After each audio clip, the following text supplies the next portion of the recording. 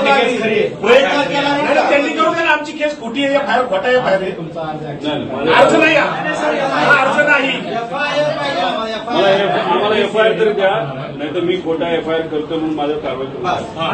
सरकारी कामात आज करायला म्हणून करा. चला आपण सीआयडीला भेटू त्यांच्या इन्व्हेस्टिगेशन साहेब 1 महिना झाला एक स्टेटमेंट पोलीस साहेब 1 महिना झाला एक स्टेटमेंट तरी आले सीआयडीचं. बरं आम्हाला सांगा, सीआयडी तुम्हाला माहित नसेल कोणाला बोलवलं सीआयडी नाही. त्याचा रोहित सिंग अमेरिकेत जाऊन आला, तो दिल्लीत येऊन बसला, सीआयडी त्याला अजून नाही बोलवलं.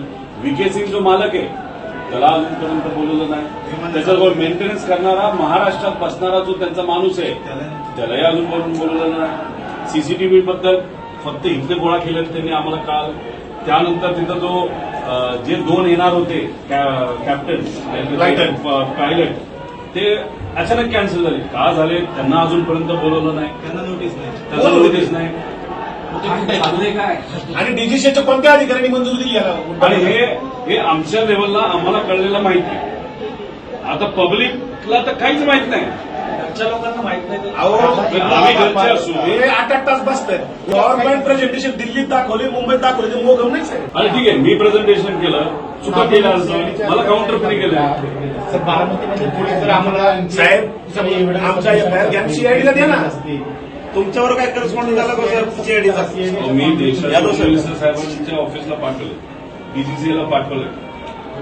आम्ही एव्हिएशन मंत्री तिथं नसावेत असं म्हणत असलो तरी त्यांच्या मंत्रालयाला मी पाठवलेलं आहे. अहो त्याला कारण बीएसआर कंपनी जी आहे त्याचे आणि त्या डीजीसी जी पार्टी आहे त्याचे जे प्रमुख आहे त्यांचं कमर्शियल रिलेशनशिप आहे. मग म्हणून बीएसआरला वाचवत आहे. बीएसआरला म्हणून वाचवत आहे. आणि मग आमचं म्हणणं तुम्ही त्याच्या बीएसआरच्या विरोधात एफआयआर घेत नाही, मग तुम्ही सुद्धा वाचवताय. आणि चालू तपास जे सांगताय तुम्ही साहेब त्याच्यामध्ये अँगल कोणता आहे? अपघात आणि टेक्निकल.